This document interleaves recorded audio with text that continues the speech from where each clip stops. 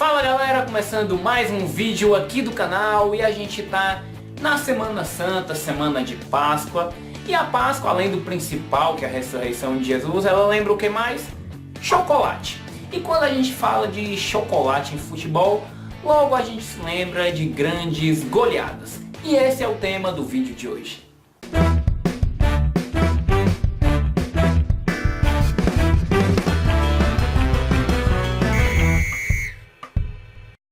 E esse é o vídeo de número 100 desse canal.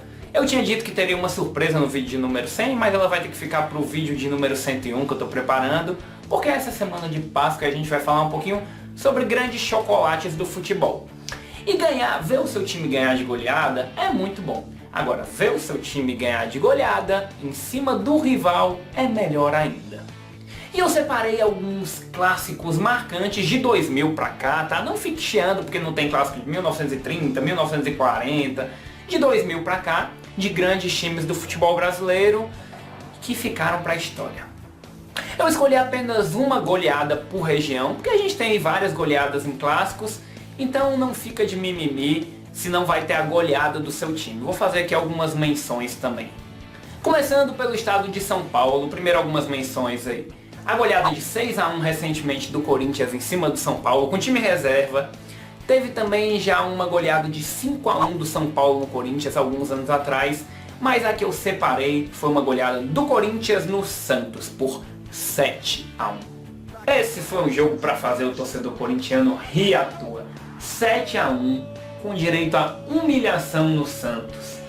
E o nome da partida foi o argentino Carlitos Tevez, que na época estava jogando muita bola pelo Corinthians. Ele fez gol, meteu dancinha e deixou o corintiano feliz da vida. Agora, Rio de Janeiro, tivemos aí algumas goleadas marcantes, como por exemplo um 5-1 do Vasco no Flamengo, com show do Romário, show do Baixinho, embaixadinha, provocando adversário e tudo mais. Flamengo também já goleou os rivais algumas vezes, mas o jogo que eu separei foi outro jogo de 7 do Vasco contra o Botafogo. O Vasco tinha um timaço nessa época aí, e não tomou conhecimento do Botafogo, ganhou de 7 com o direito a gol do Romário, do Juninho Paulista. A farra vascaína começou com 50 segundos de jogo. Com menos de um minuto o Vascão já estava com 1-0 no placar e foi fazendo vários outros durante a partida. Agora vamos para Minas Gerais. A gente tem algumas goleadas aí no confronto entre Cruzeiro e Atlético, como por exemplo um 4-0 do Atlético no Cruzeiro, aquele gol que o Fábio tomou de costas, aquele jogo clássico lá. E teve também 2 5-0 do Cruzeiro no Atlético em final de Campeonato Mineiro. Mas o clássico mais marcante recente foi um 6-1 do Cruzeiro no Atlético. Se liga no que valia a partida. Última rodada do Campeonato Brasileiro, era naquele período final ali que toda a última rodada acabava com clássicos pelo país. E o Cruzeiro precisava ganhar para não depender do Ceará e não cair para a segunda divisão do Campeonato Brasileiro. Jogo na Arena do Jacaré, lá em Sete Lagoas. O Cruzeiro enfiou um 6-1, um baita chocolate no Atlético, e escapou do rebaixamento, que seria um inédito rebaixamento, com a torcida fazendo festa.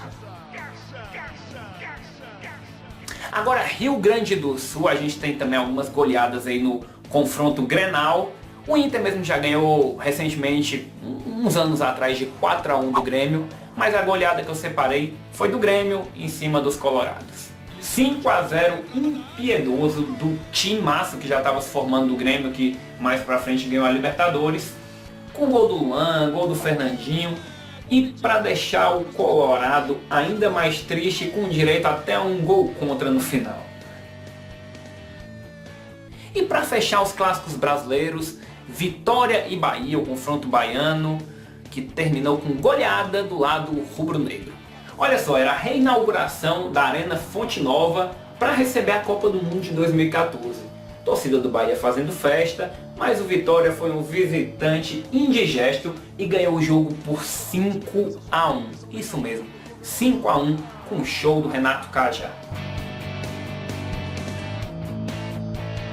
E por falar em clássico, a nossa seleção também já venceu clássico de goleada. Quem não se lembra daquele 4-1 em cima da Argentina na final da Copa das Confederações?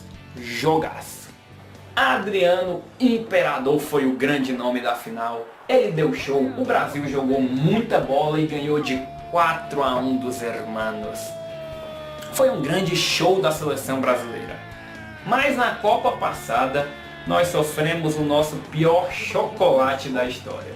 A história você já sabe bem, aquele negócio de... E lá vem eles de novo. Olha só que absurdo. A chance de mais um gol.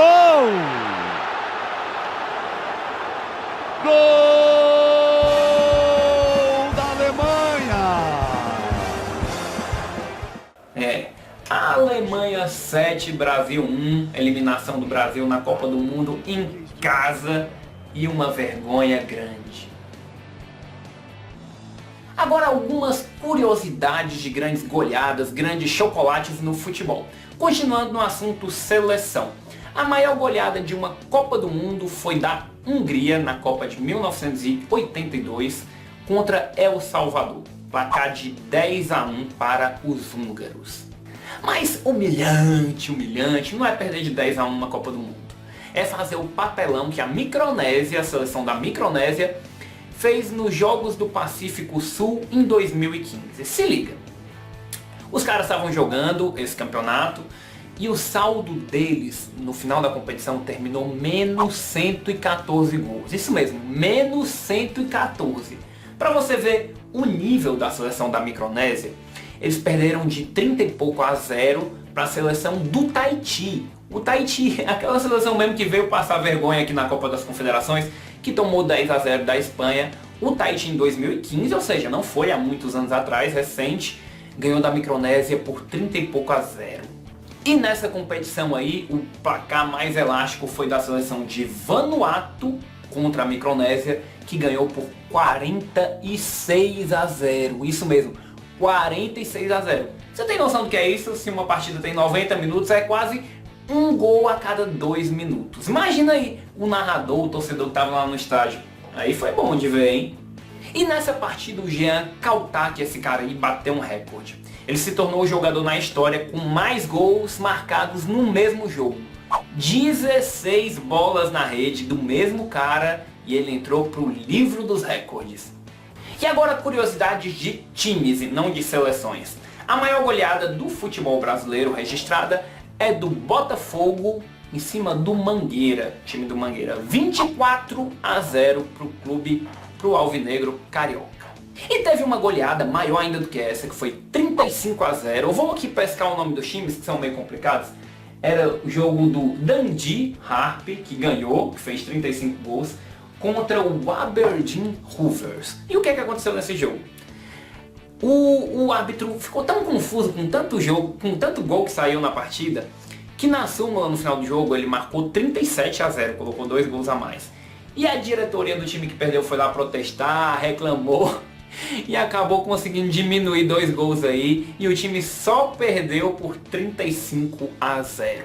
E agora, para encerrar a história mais maluca que eu já vi em grandes goleadas, em grandes chocolates. Você sabe qual foi o maior placar da história? 149-0. Isso mesmo, 149-0. Como que isso aconteceu? Não dá nem tempo de um time fazer tanto gol. Vou explicar. Foi lá em Madagascar, no ano de 2001. Um time que era o atual campeão do campeonato de Madagascar do ano anterior. Ele foi fazer um protesto, porque estava reclamando de um erro de arbitragem na rodada anterior do campeonato. E ele acabou protestando, mandando a bola para as próprias redes. Ou seja, os jogadores do time que ganhou não fizeram nenhum gol na partida. E a pedido do técnico, o time passou o jogo inteiro batendo no meio de campo, colocando a bola para dentro do gol. Batendo no meio de campo, colocando a bola para dentro do gol. E isso deu ruim, principalmente para o treinador, porque ele foi banido do futebol por 3 anos. Ele não pôde mais fazer nada no futebol. E tiveram várias outras punições no clube também. E até hoje a FIFA não considera muito bem esse jogo válido. E nem considera tanto que essa foi a maior goleada do mundo. Por causa das circunstâncias suspeitas, aliás, convictas da partida.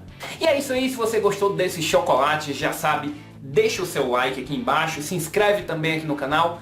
Tamo junto e até semana que vem. Valeu, galera. Tchau, boa Páscoa pra todo mundo, hein?